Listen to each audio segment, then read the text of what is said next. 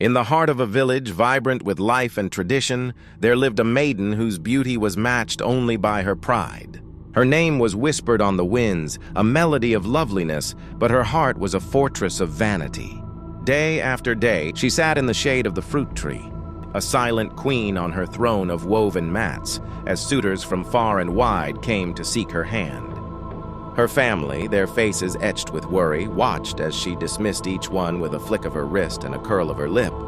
A wealthy yam farmer, his barns overflowing, was deemed too common for her tastes. A brave hunter, with a leopard's skin slung over his shoulder, was laughed at for the calluses on his hands.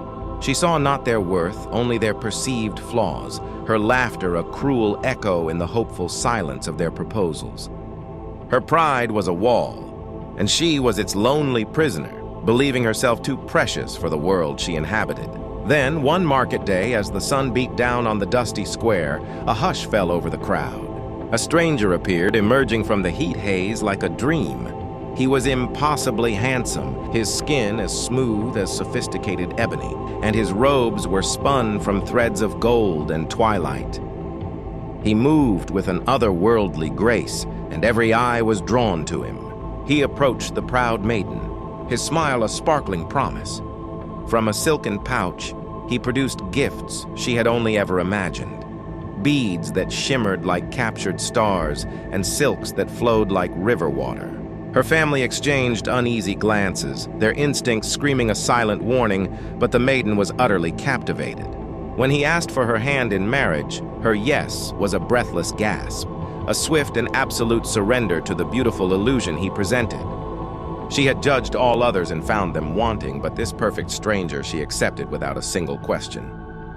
Their journey to his home began as a triumphant procession, the maiden's head held high. But as they left the familiar farmlands behind, the world began to warp.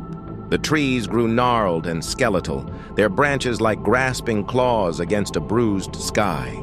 They passed a colossal, ancient tree, and from its hollow, a raspy voice called out. The stranger stopped and without a word plucked his own luminous eyes from their sockets, handing them to the spirit within.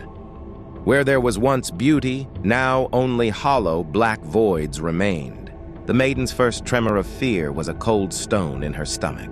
Later, as they crossed a murky, whispering river, a formless phantom rose from the depths. The stranger unfastened his magnificent robes and let them drift into the water, revealing tattered, foul-smelling rags beneath. With each gift he had given her now returned to its monstrous owner, his form twisted and contorted.